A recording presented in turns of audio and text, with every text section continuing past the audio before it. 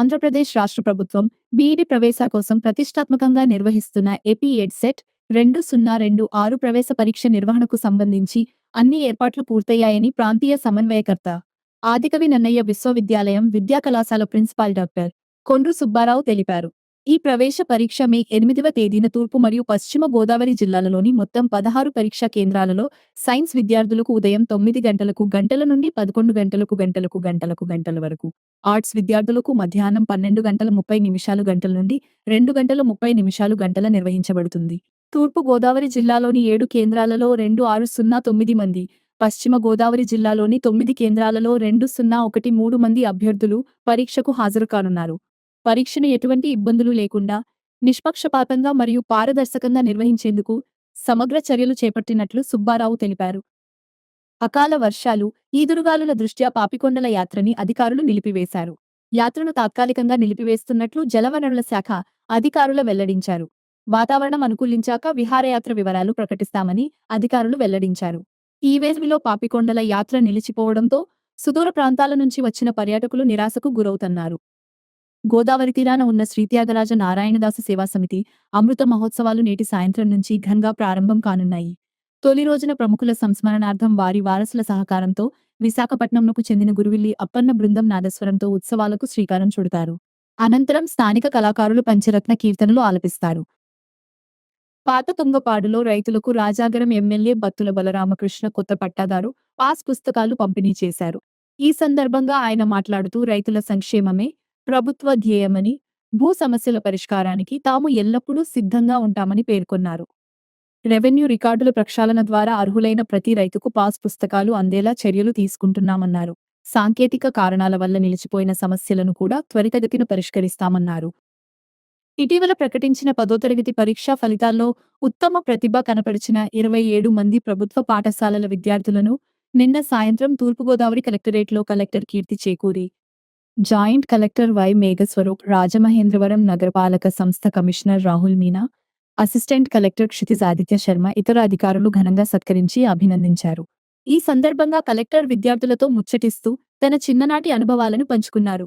10వ తరగతిలో అత్యుత్తమ మార్కులు సాధించడం ద్వారా విద్యార్థుల్లో ఉన్నత లక్ష్యాలను చేరుకునే ధైర్యం పెరుగుతుందని తెలిపారు.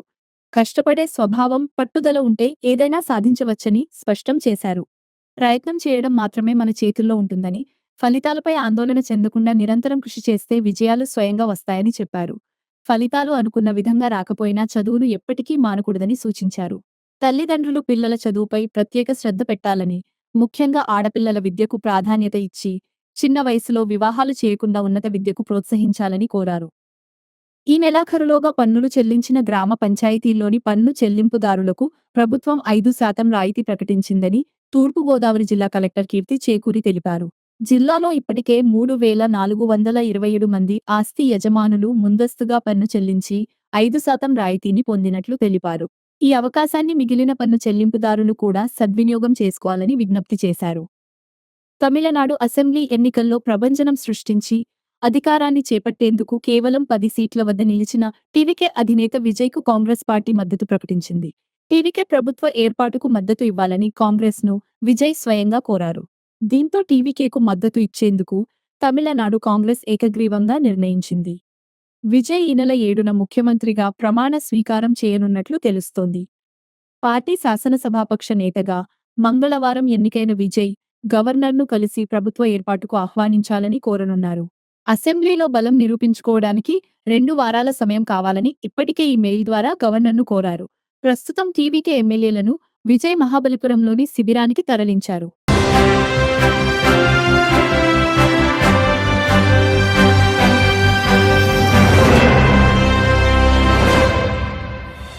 నమస్కారం. సిసిసి డిజిటల్ 230 న్యూస్ బులెటిన్కి స్వాగతం. ముందుగా వార్తల్లోని ముఖ్యాంశాలు.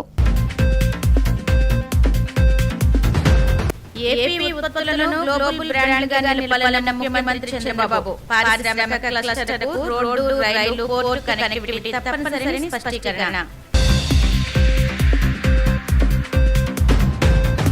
పశ్చిమ బెంగాల్ అసెంబ్లీ ఎన్నికల్లో బీజేపీ సాధించిన అఖండ విజయంపై భీమవరంలో నిండిన సంబరాలు. కేంద్ర మంత్రి శ్రీనివాస్ వర్మ నేతృత్వంలో భారీ బైక్ ర్యాలీ. శ్రీ శ్రీకాళహస్తిలో బీజేపీ విజయోత్సవ వేడుకల్లో పాల్గొన్న రాష్ట్ర అధ్యక్షుడు మాధవ్. బెంగాల్లో బీజేపీ గెలుపుతో ఆ రాష్ట్రంలో అభివృద్ధి వేగవంతమవుతుందని వ్యాఖ్య. ప్రతి ఒక్కరూ హెల్మెట్ ధరించేలా అవగాహన కల్పిస్తూ హోంమంత్రి అనిత బైక్ ర్యాలీ. హెల్మెట్ ధరిద్దాం, సురక్షితంగా పయనిద్దాం అంటూ నినాదాలు. ఆంధ్రప్రదేశ్లో తయారయ్యే స్థానిక ఉత్పత్తులను ప్రపంచ స్థాయి బ్రాండ్లుగా తీర్చిదిద్దడమే లక్ష్యంగా రాష్ట్ర ప్రభుత్వం పనిచేయాలని ముఖ్యమంత్రి చంద్రబాబు స్పష్టం చేశారు. ఉత్పత్తుల నాణ్యతను పెంచడంతో పాటు వాటికి ప్రపంచ మార్కెట్ కల్పించేందుకు అవసరమైన పటిష్టమైన ప్రణాళికలతో ముందుకు సాగాలని అధికారులను ఆదేశించారు. ఏపీ సచివాలయంలో ఆర్టీజీఎస్ కేంద్రంలో ప్రొడక్ట్ పర్ఫెక్షన్ క్లస్టర్ల ఏర్పాట్లపై ఆయన ఉన్నత స్థాయి సమీక్ష నిర్వహించారు. రాష్ట్ర పారిశ్రామిక ప్రగతికి ఈ క్లస్టర్లు చోదక శక్తులుగా మారాలని ఆకాంక్షించారు.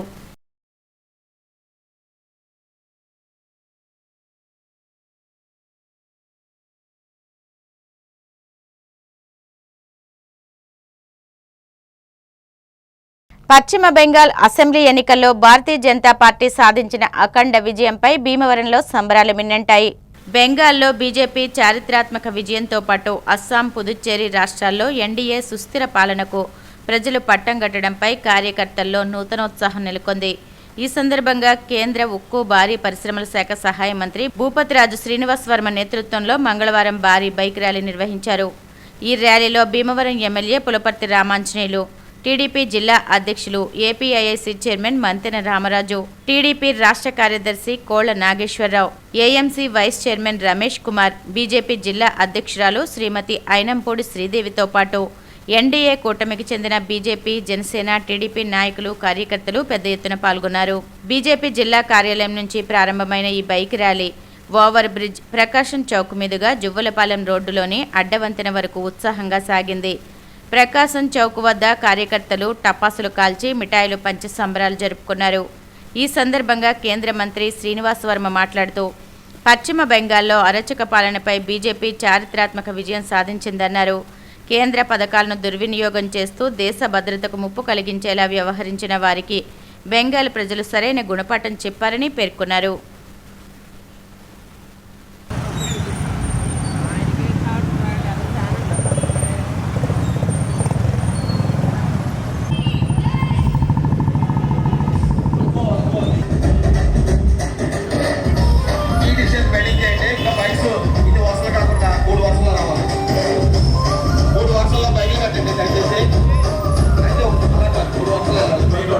నీతి కొనేటిలో గమనం పోసింది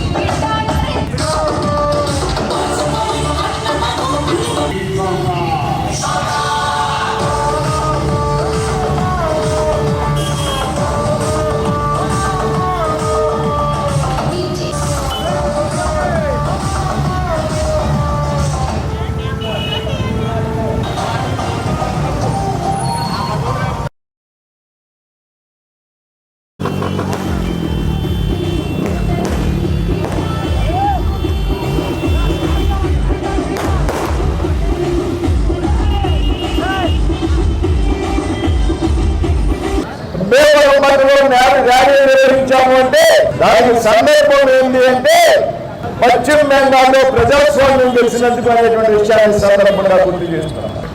భారతదేశ చరిత్రలో ఒక సువర్ణ అక్షరాలతో లిఖించదగినటువంటి అధ్యాయం. పశ్చిమ బెంగాల్లో మొట్టమొదటిసారిగా ప్రజాస్వామ్యం గెలిచి ఒక 15 సంవత్సరాల క్రితం కమ్యూనిస్టుల గొప్పలంతో ఆ తర్వాత గత 3 దఫాలుగా ఎన్నికల్లో విజయం సాధించి 15 సంవత్సరాల పాటు ఆ రాష్ట్రంలో మమతా బెనర్జీ గారు ఆరంభించినటువంటి ఆ ప్రజాస్వామిక విధానాలు ఏవైతున్నాయో ఇవాళ బెంగాల్ ప్రజలు తిప్పి కొట్టారనేటువంటి విషయాన్ని సందర్భంగా తెలియజేస్తూ ఉన్నారు. ఇవాళ బెంగాల్లో చాలా చోట్ల భారతీయ జనతా పార్టీ కలిసింది. ఇవాళ అస్సాంలో, పుదుచ్చేరిలో, కేరళలో భారతీయ జనతా పార్టీ మొట్టమొదటిసారిగా శాసనసభకు అడుగు పెట్టబోతాం. తమిళనాడులో పరిస్థితి మెరుగుపడింది. అయితే ఏదైతే బెంగాల్లో సాధించినటువంటి విజయం ఉందో ఇది భారతీయ జనతా పార్టీ చరిత్రలో ఒక చారిత్రాత్మక అధ్యాయం. ఈ దేశంలో ఉన్నటువంటి ఎన్డీఏ కూటమికి అత్యంత కీలకమైనటువంటి విజయం అనేటువంటి విషయాన్ని సందర్భంగా ప్రస్తావిస్తున్నారు. ఒక కరోనా సమయం ఎట్లా అధిగమించిందో నరేంద్ర మోడీ గారి నాయకత్వంలో మొన్న జరిగేటువంటి ట్రంప్ ర్యాలీల్లో కూడా ఎక్కడా కూడా ఇంత కూడా తగ్గకుండా ఎన్ని ఆంక్షలు విధించినా కూడా మోడీ గారు ఎక్కడ కూడా భారతదేశ ప్రజల యొక్క మనోభావాలు ఎక్కడా కూడా పోకుండా ఒక్క ఇంచు తల వంచకుండా మన భారతదేశాన్ని ముందుకు తీసుకెళ్తున్నటువంటి మోడీ గారి నాయకత్వాన్ని మనందరూ పంపించాలి. మన రాష్ట్రానికి తెలుగుదేశం, జనసేన, బీజేపీ కూటమి ముందుకెళ్ళి ఇంకా ఎన్నో విజయాలు సాధిస్తారు. ఎప్పుడు కూడా ఇప్పటి వరకు కమ్యూనిస్టులు పాలించినటువంటి ప్రాంతం ఉంది, మీకు చూశారు కేరళ. ఈరోజు అక్కడ కూడా మారి ఈరోజు అక్కడ కూడా బీజేపీకి గెలుపొందడం జరిగింది. అదేవిధంగా తమిళనాడు కూడా గెలుపొందడం జరిగింది. ఎప్పుడైనా 1-100 అంకె అవుతుంది కానీ 0 నుంచి 100 కూడా వెళ్ళేటువంటి శక్తి ఎవరికి ఉందంటే భారతీయ జనతా పార్టీకి ఉన్న శక్తి సకాలంలో తెలియజేస్తున్నాను.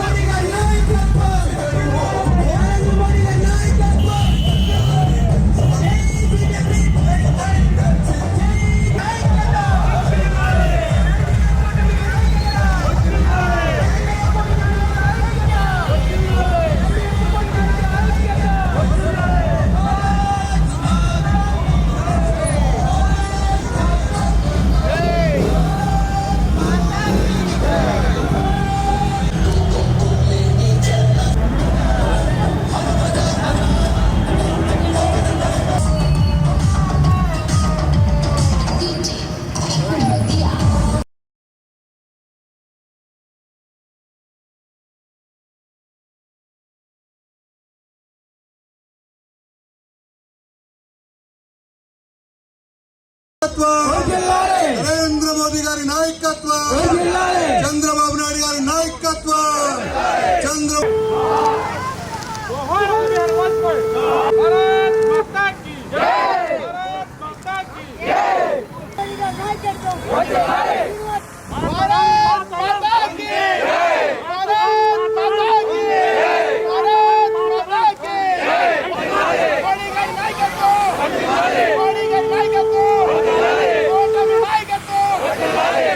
దేశంలో 5 రాష్ట్రాల్లో జరిగినటువంటి ఎన్నికల్లో మంచి విజయాలు సాధించినటువంటి భారతీయ జనతా పార్టీకి ముఖ్యంగా పశ్చిమ బెంగాల్ రాష్ట్రంలో సాధించినటువంటి విజయం ఏదైతే ఉన్నదో అది భారతీయ జనతా పార్టీకి ఒక చారిత్రాత్మక అధ్యాయంగా భావిస్తూ ఉన్నాం.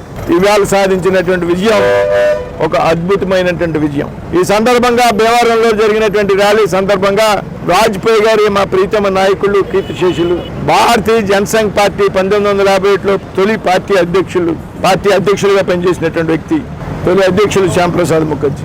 ఆ తర్వాత కాలంలో బీజేపీ ఆవిర్భవించినటువంటి సందర్భంలో బీజేపీకి తొలి అధ్యక్షులుగా పనిచేసినటువంటి వ్యక్తి అటల్ బిహారీ వాజ్పేయి గారు అన్నటువంటి మాటలు ఈరోజు మా అందరికీ కూడా గుర్తుకు వస్తున్నాయి. ఆయన ఆ రోజు చెప్పారు, రాబోయేటువంటి రోజుల్లో భారతదేశాన్ని భారతీయ జనతా పార్టీ పాలిస్తుందని చెప్తూ ఆయన నిష్ణాతుడు అన్ని రంగాల్లో, సాహిత్యంలో, అన్నిటిలో. అవాళ ఆయన చెప్పినటువంటి విషయం, అందేరా చటేగా, అంధకారం చీకటి కనుమరుగైపోతుంది, సూరజ్ నిఖిలేగా, సూర్యుడు ఉదయిస్తాడు, కమల్ కిలేగా, కమలం పువ్వు వికసిస్తుందని ఆనాడు వాజ్పేయి గారు చెప్పినటువంటి మాట ఇవాళ పశ్చిమ బెంగాల్ విజయంతో పూర్తిగా ఆ కళ సాకారమైందనేటువంటి ఈ సందర్భంగా వాజ్పేయి గారిని స్మరించుకుంటూ ఆయన చెప్పినటువంటి మాటలు అవుతున్నాయని వాటిని మేమంతా కూడా గుర్తు చేసుకుంటూ ఇవాళ వాజ్పేయి గారి కాంస్య విగ్రహానికి పూలమాలంకృతం చేయడం జరిగింది. పశ్చిమ బెంగాల్లో బీజేపీ గెలుపొందడం దేశాభివృద్ధికి మరింత దోహదపడుతుందని ఆ పార్టీ రాష్ట్ర అధ్యక్షుడు మాధవ్ అన్నారు. తిరుపతి జిల్లా శ్రీకాళహస్తిలో బీజేపీ విజయోత్సవ వేడుకల్లో ఆయన ముఖ్య అతిథిగా పాల్గొన్నారు. బెంగాల్లో బీజేపీ గెలుపుతో ఆ రాష్ట్రంలో అభివృద్ధి వేగవంతమవుతుందని మాధవ్ పేర్కొన్నారు. ప్రధాని మోడీ నాయకత్వంపై ప్రజల విశ్వాసానికి ఎన్నికల ఫలితాలే స్పష్టమైన నిదర్శనమని అన్నారు. వికసిత్ భారత్ లక్ష్యంతో దేశం ముందుకు సాగాలని ప్రజలు ఆకాంక్షిస్తున్నారని తెలిపారు. బీజేపీ విజయానికి కృషి చేసిన ప్రతి నాయకుడు కార్యకర్తకు హృదయపూర్వక అభినందనలు తెలియజేశారు. ఆ విధంగా ఈ కార్యక్రమానికి నిర్వహించిన మా యొక్క రాష్ట్ర ఉపాధ్యక్షులు కోలా ఆనంద్ గారికి ఈ సందర్భంగా అభినందనలు తెలియజేస్తున్నాను. పెద్ద ఎత్తున ఈ కార్యక్రమం చేయడంతో సంబరాలు చేసుకోవటం, వీధి వీధి అందరికీ కూడా మిఠాయిలు పంచడం, నిజంగానే మన ఆనందాన్ని నలుగురితో పంచుకునే విధంగా ఈ కార్యక్రమం చేయటం. అలాగే ఈ కార్యక్రమానికి మా జిల్లా అధ్యక్షులు సామంచి శ్రీనివాస్ గారు, అలాగే మా యొక్క రాష్ట్ర ప్రధాన కార్యదర్శులు సన్నారెడ్డి దయాకర్ రెడ్డి గారు, అలాగే రమేష్ నాయుడు గారు, అలాగే జెల్లి మధుసూదన్ గారు, ఇతర ముఖ్యమైన నాయకులతో పాటు తెలుగుదేశం సంబంధించిన నాయకులు కూడా రావటం మరింత ఆనందాన్ని కలిగించింది. తప్పనిసరిగా రాబో కాలంలో మరింత ఉత్సాహంగా ప్రతి కార్యకర్త పార్టీ కోసం పునరంకితమై సర్వవ్యాపి సర్వస్పర్శిగా పార్టీని పెంచుతామని చెప్పి ఈ విజయంతో ఆంధ్రప్రదేశ్లో దక్షిణాది రాష్ట్రాల్లో కూడా ఆ విధంగా వెళ్ళడానికి తప్పనిసరిగా మాకు ప్రేరణగా నిలుస్తుంది. ఇవాళ సుధేంద్రు అధికారికి అభినందనలు తెలియజేస్తున్నాం. అలాగే మా రాష్ట్ర మా జాతీయ అధ్యక్షులు నితిన్ నవీన్ గారికి, అలాగే అమిత్ షా గారికి, నరేంద్ర మోడీ గారికి వాళ్ళ యొక్క నాయకత్వం మాకు స్ఫూర్తిని కలిగిస్తుంది. ఆ విధంగా మరొక్కసారి ముందుకెళ్ళడానికి ఈ విజయం పెద్ద ఎత్తున మాకు ఉత్సాహాన్ని కలిగిస్తుంది. అనకాపల్లి జిల్లా పాయకరావుపేట నియోజకవర్గంలో హోంమంత్రి అనిత పర్యటించారు. రోడ్డు ప్రమాదాల నివారణపై అడ్డరోడ్డు నుంచి నక్కపల్లి వరకు నిర్వహించిన బైక్ ర్యాలీలో అనిత పాల్గొన్నారు. హెల్మెట్ ధరిద్దాం, సురక్షితంగా పయనిద్దాం అంటూ అనిత నినాదాలు చేశారు. ఈ సందర్భంగా వాహనదారులకు హెల్మెట్లు పంపిణీ చేశారు. అనంతరం అనిత మాట్లాడారు. చాలామంది 2 లక్షల విలువగల బైకును వాడతారు, కానీ హెల్మెట్ను మాత్రం ధరించరని చెప్పుకొచ్చారు. ద్విచక్ర వాహనం నడిపే ప్రతి ఒక్కరూ ఖచ్చితంగా హెల్మెట్ను ధరించాలని సూచించారు. ప్రాణం చాలా విలువైందని, ప్రాణం కన్నా ఏది ఎక్కువ కాదని అన్నారు. దురదృష్టవశాత్తు హెల్మెట్లు లేకపోవటం వల్ల ఈ నెలలో సుమారుగా పాయకరావుపేట ఒక్క నియోజకవర్గంలోనే దగ్గర 15 నుంచి 18 మంది లిటరలీ ఇప్పుడు మృత్యువాత పడడం జరిగింది. దీన్ని దృష్టిలో పెట్టుకొని ఎట్టి పరిస్థితులను ఫర్దర్గా జరగకూడదు. అట్ ద సేమ్ టైం హెల్మెట్ని కూడా కంపల్సరీ చేయాలనే ఉద్దేశంతో ఈరోజు పాయకరావుపేట నియోజకవర్గంలో కంపల్సరీగా బైక్ రైడర్స్ ఎవరైతే ఉన్నారో వాళ్ళందరూ కూడా డ్రైవింగ్ చేసే వాళ్ళు, వెనకాతల కూర్చునే వాళ్ళు కూడా కంపల్సరీగా హెల్మెట్ పెట్టుకోవాలి ఒక నిబంధనని ఈ రోజు మేము అందరం కూడా తీసుకోవడం జరిగింది. దానికి సహకరిస్తున్న పోలీస్ డిపార్ట్మెంట్కి ప్రత్యేకంగా నేను ధన్యవాదాలు తెలియజేసుకుంటున్నా. ముఖ్యంగా ప్రజాప్రతినిధులందరూ కూడా గ్రామ స్థాయిలో వెళ్ళి ప్రతి ఒక్కరికి కూడా ఈ హెల్మెట్ మీద అవేర్నెస్ కార్యక్రమానికి వాళ్ళు కూడా శ్రీకారం చుట్టాలని, ప్రతి ఒక్కరు హెల్మెట్ ధరించే విధంగా వాళ్ళు పాటుపడాలని మనస్ఫూర్తిగా కోరుకుంటున్నా. ప్రజలకు కూడా ఏంటంటే 2 లక్షల రూపాయలు పెట్టి ఒక బండి కొనుక్కుంటే 300 రూపాయలు పెట్టి హెల్మెట్ కూడా తప్పనిసరిగా కొనుక్కునే పరిస్థితి రావాలి. ఎందుకంటే ఈరోజు చాలా మంది మనం యాక్సిడెంట్లో చనిపోతున్న వాళ్ళు 60% ఆఫ్ డెత్ కేసెస్ అన్నీ కూడా హెల్మెట్ లేకపోవడం వల్లే జరుగుతున్నాయని గణాంకాలు కూడా చెప్తున్నాయి. దయచేసి హెల్మెట్ పెట్టుకుంటే ప్రాణాలను రక్షించుకోగలం. ప్రమాదాలు అనేవి కొన్ని సందర్భాల్లో అనివార్యమైనప్పటికీ కూడా ఆ ప్రమాదం జరిగిన తర్వాత కూడా దాని సీరియస్నెస్ కూడా తగ్గించుకునే దానికి హెల్మెట్ అనేది చాలా బాగా ఉపయోగపడుతుంది. తల్లిదండ్రుల దగ్గర నుంచి ఉపాధ్యాయుల దగ్గర నుంచి ప్రతి ఒక్కరు కూడా పిల్లలకి కూడా బండి స్పీడ్ వెహికల్ కొనిచ్చేటప్పుడు కంపల్సరీగా హెల్మెట్ పెట్టుకుంటేనే బండి తాళాలు ఇస్తామనో బండి నడపడానికి అనుమతిస్తామన్న విషయాన్ని కూడా తల్లిదండ్రులు కూడా చెప్పుకోగలగాలి. దయచేసి మేమందరం కూడా డిపార్ట్మెంట్ పరంగా కూడా అన్ని అవేర్నెస్ కార్యక్రమాలు తీసుకుంటున్నాం. దానికి ప్రజలందరూ కూడా సహకరిస్తారని మనస్ఫూర్తిగా కోరుకుంటూ హెల్మెట్ ధరించండి, ప్రాణాలను కాపాడుకోండి. ప్రపంచవ్యాప్తంగా దాదాపు 339 మిలియన్ల మంది ఆస్తమాతో బాధపడుతున్నారని, ఆస్తమా రోగులు తమ ఆరోగ్యాన్ని సమగ్రంగా రక్షించుకోవడానికి అవగాహన పెంచుకోవాలని డీఎస్పీ రఘువీర్ విష్ణు అన్నారు. పశ్చిమ గోదావరి జిల్లా Bhimavaram Vinayaka multi speciality hospital సౌజన్యంతో Bhimavaram Lions Club, Legends Lions Club, Femina Lions Club, పట్టణ వాకర్స్ అసోసియేషన్ ఆధ్వర్యంలో ప్రపంచ ఆస్తమా దినోత్సవం సందర్భంగా మంగళవారం 2K రన్ కార్యక్రమాన్ని నిర్వహించారు. ప్రకాశం చౌక్ నుంచి జేపీ రోడ్లోని అల్లూరి సీతారామరాజు విగ్రహం వరకు 2K రన్ నిర్వహించారు. 2K రన్ను ప్రారంభించిన డీఎస్పీ రఘువీర్ విష్ణు మాట్లాడుతూ ఉబ్బసం అనేది వాయు మార్గాల వాపు అని, సంకుచితం వల్ల కలిగే దీర్ఘకాలిక ఊపిరితిత్తుల వ్యాధి అని, ఈ వ్యాధి కారణంగా శ్వాస తీసుకోవడం కష్టమవుతుందన్నారు. ప్రతి ఒక్కరూ 30 నిమిషముల పాటు నడిస్తే ఆరోగ్యం బాగుంటుందని పిలుపునిచ్చారు. టీడీపీ రాష్ట్ర కార్యదర్శి కోళ్ల నాగేశ్వరరావు, వాకర్స్ జిల్లా governor Vadupu Gopi, Wonder Kids School chairman Allu Ramakrishna, zone chairman Nadimpalli Mahesh Kumar మాట్లాడుతూ ధూమపానం చేసేవారికి ఆస్తమా వచ్చే ప్రమాదం ఎక్కువగా ఉంటుందన్నారు. వినాయక హాస్పిటల్ అధినేత doctor Sagiraju Ganapathiraju, doctor Divyateja, doctor GRK Raju, doctor Purnachand మాట్లాడుతూ ప్రారంభ దశలోనే ఆస్తమాను గుర్తిస్తే మెరుగైన చికిత్స అందించవచ్చని, ఆస్తమాపై అవగాహన పెంచడానికి 2K రన్ నిర్వహిస్తున్నామన్నారు. పశ్చిమ గోదావరికి కేంద్రం, ఈ కేంద్ర బిందువు నుంచి మనం ఏం చేసినా కూడా జిల్లా అంతా కూడా దీని ఫలాలు ఉంటాయి. ఇక్కడ ప్రతి కార్యక్రమం కూడా మొన్న ఇబ్బంది పడి ఆపరేట్ చేసినా సరే మరి రంగసాయి గారు నిత్యం మళ్ళీ ప్రజల్లోకి వచ్చి చక్కని కార్యక్రమాలన్నీ నిర్వహిస్తున్నారంటే ఆయనకి వచ్చే ధన్యవాదాలు. ఆ దేవుడికి ఆరోగ్యం ఇవ్వాలని చెప్పి కోరుకుంటూ, దేవాలయం నియోజకవర్గంలో ఉన్న శాసనసభ్యులు కానీ, పార్లమెంట్ సభ్యులు కానీ, అందరూ రాజకీయ నాయకులు కానీ, వ్యాపారస్తులు, డాక్టర్స్ అందరూ కూడా కలిసి ఇలాంటి కార్యక్రమం చేసినప్పుడు మనం కూడా ఒకరినొకరు మనసుకి మాట్లాడుకుంటాకి, అలాగే మానసికంగా ఉల్లాసంగా ఉండడానికి ఉపయోగపడుతుంది. కాబట్టి ఈ కార్యక్రమం నిరంతరం జరిగే విధంగా కార్యక్రమాలు చేయాలని పెద్దలందరూ కోరుకుంటూ, 40 సంవత్సరాలు అయింది. 40 సంవత్సరాల్లో ఈ సెలబ్రేషన్స్ అన్నది ఈ సంవత్సరం మనం చేసుకుంటాం. 40 సంవత్సరాల సెలబ్రేషన్స్ మనం వాక్ అసోసియేషన్ జరుపుకుంటున్నాం. వాక్ అసోసియేషన్ జరుపుకునే కార్యక్రమంలో వినాయక హాస్పిటల్ సౌజన్యంతో ఈ కార్యక్రమం మనం చేయడం చాలా సంతోషకరమైన విషయం. చక్కగా ఏ కార్యక్రమం చేసినా చక్కగా నీతిగా నిజాయితీగా చేస్తారు. వాళ్ళందరూ కూడా రూల్స్ అండ్ రెగ్యులేషన్ కి వ్యతిరేకంగా ఉండరు. మనకి లెఫ్ట్ లో ఉన్నటువంటి రోడ్డు మనకి కేటాయించడం జరిగింది డిఎస్పీ గారు. ట్రాఫిక్ లేకుండా ఒకళ్ళ తర్వాత ఒకళ్ళు అందరూ తోసుకుని ఫోటోల కోసం ఎదరికెళ్ళకుండా ఒకళ్ళ తర్వాత ఒకళ్ళు మనం వెళ్ళినట్లయితే ఈ అసోసియేషన్ లో ఉన్నటువంటి వాకర్స్ అసోసియేషన్ అందరికీ కూడా మంచి పేరు వస్తుంది. కాబట్టి మీరు ఈ కార్యక్రమం దిగ్విజయం చేయండి. మీరందరూ కూడా రాము స్వీట్స్ దగ్గర ఒక హెల్త్ క్యాంప్, వాటర్స్ అన్ని కూడా మీకు ఏర్పాటు చేయడం జరిగింది. ఒక నడవలేనటువంటి పెద్దవాళ్ళు ఎవరైనా సిక్ అయినట్టయితే వాళ్ళకి అంబులెన్స్ కూడా పెట్టారు. మీకు అక్కడికి వెళ్ళినట్టే ట్రిపుల్ ఏర్పాటు చేశారు. అందరూ కూడా ఆతిథ్యం తీసుకురండి. అందరికీ ఏర్పాటు మన వినాయక యాజమాన్యం జగపతిరాజు గారిని కానీ, పూర్ణచంద్ర గారిని కానీ ప్రత్యేక అభినందిస్తున్నాం. ఎందుకంటే ఇటువంటి కార్యక్రమాలకు ఆయన ముందుండి ₹1,00,000 వెచ్చించి చేస్తున్నారంటే వినాయక హాస్పిటల్ వారికి ప్రత్యేకమైన ధన్యవాదాలు తెలుపుకుంటున్నాను. తర్వాత ఇంకో చిన్న విషయం ఏంటంటే, మన వినాయక హాస్పిటల్ యాజమాన్యంతో నేను మాట్లాడడం జరిగింది.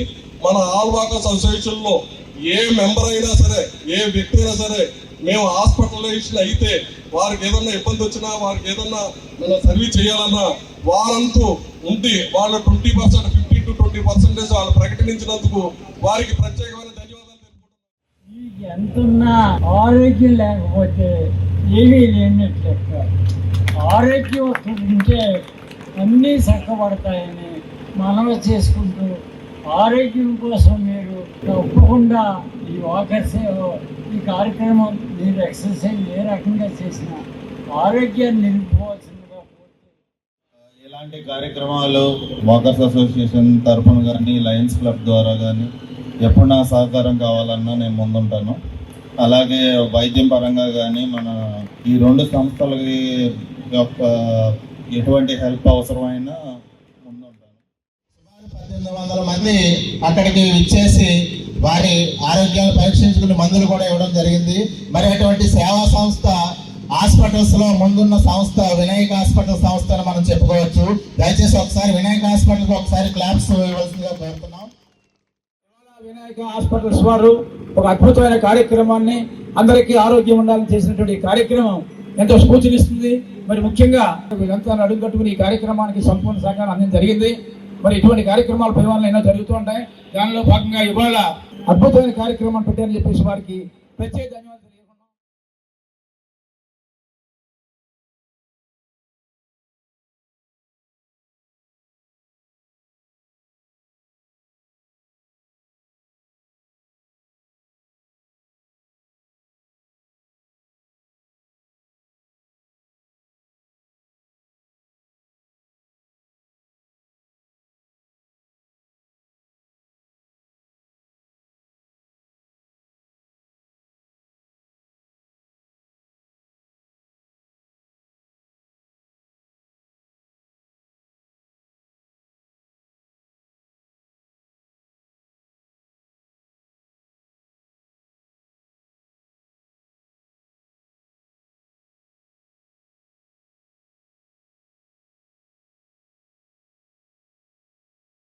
సింహాచలం శ్రీ వరాహలక్ష్మి నరసింహస్వామి వారిని ప్రముఖ సంగీత దర్శకుడు శ్రీచరణ్ పాకాల దర్శించుకున్నారు.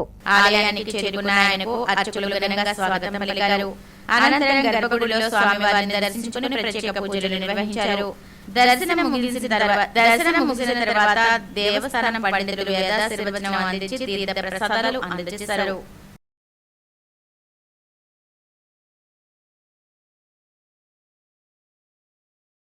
ఉంది, చాలా ఆనందంగా ఉంది. నా 50వ సినిమా పూర్తి చేసుకునే టైంలోని ఇలాగ సింహాచలానికి రావడం, ఇప్పుడే దర్శనం అయింది. First of all big thank you to everyone. First thanks నా దేవుడికి, తర్వాత నా పేరెంట్స్కి, తర్వాత మీకు, మీ ద్వారా ప్రజలందరికీ. ఇక్కడే పుట్టి పెరిగాను, చాలా చాలా షోలు చేశాను, మ్యూజిక్ ఫీల్డ్లో ఉన్నాను. అలాగే టాలీవుడ్కి వెళ్ళడం జరిగింది. 50 సినిమాలు పూర్తి చేసుకున్నాను. నా 50వ సినిమా కూడా ఒక స్పెషల్ డైరెక్టర్ తోటి, డీజే టిల్లు డైరెక్టర్ తోటి, విమల్ కృష్ణ, చాలా అద్భుతంగా తీసాడు సినిమా పేరు హనుమాన్ పక్షి. ఇది నా 50వ సినిమా. తను కూడా వైజాగ్ నుంచే.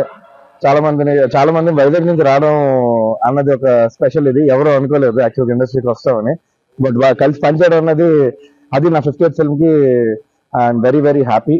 సో గోయింగ్ ఫార్వర్డ్ త్వరలోనే 100 సినిమాలు అన్నది పూర్తి చేయడం కూడా జరుగుతుంది.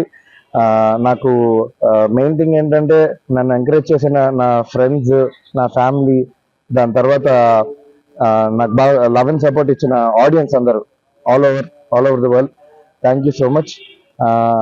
నాకు ఇది చాలా చాలా ఇంపార్టెంట్ టర్నింగ్ పాయింట్ ఇది.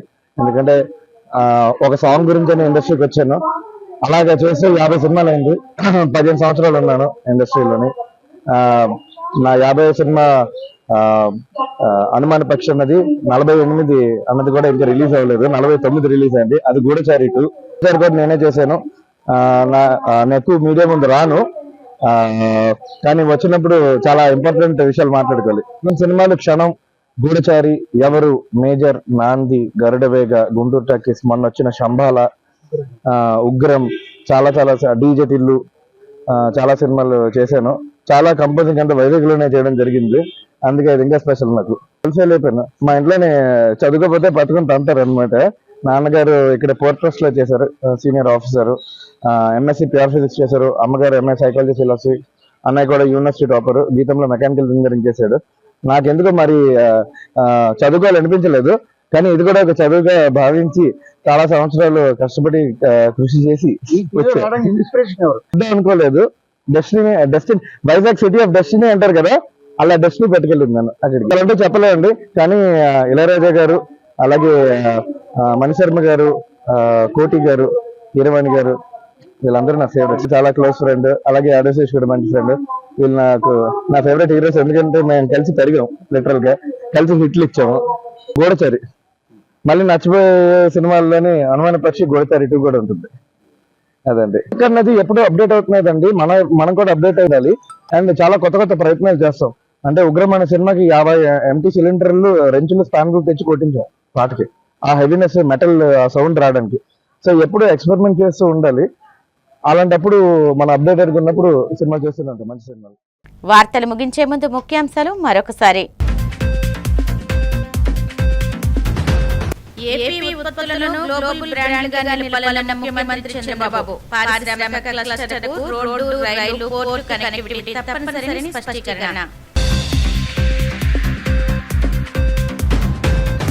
పశ్చిమ బెంగాల్ అసెంబ్లీ ఎన్నికల్లో బీజేపీ సాధించిన అఖండ విజయంపై భీమవరంలో మిన్నెంటి సంబరాలు. కేంద్ర మంత్రి శ్రీనివాస్ వర్మ నేతృత్వంలో భారీ బైక్ ర్యాలీ. శ్రీకాళహస్తిలో బీజేపీ విజయోత్సవ వేడుకల్లో పాల్గొన్న రాష్ట్ర అధ్యక్షుడు మాధవ్. బెంగాల్లో బీజేపీ గెలుపుతో ఆ రాష్ట్రంలో అభివృద్ధి వేగవంతమవుతుందని వ్యాఖ్య. ప్రతి ఒక్కరూ హెల్మెట్ ధరించేలా అవగాహన కల్పిస్తూ హోంమంత్రి అనిత బైక్ ర్యాలీ. హెల్మెట్ ధరిద్దాం, సురక్షితంగా పయనిద్దాం అంటూ నినాదాలు. ఈనాటి సిసిసి డిజిటల్ 230 న్యూస్ బులెటిన్ ఇంతటితో సమాప్తం. నమస్కారం.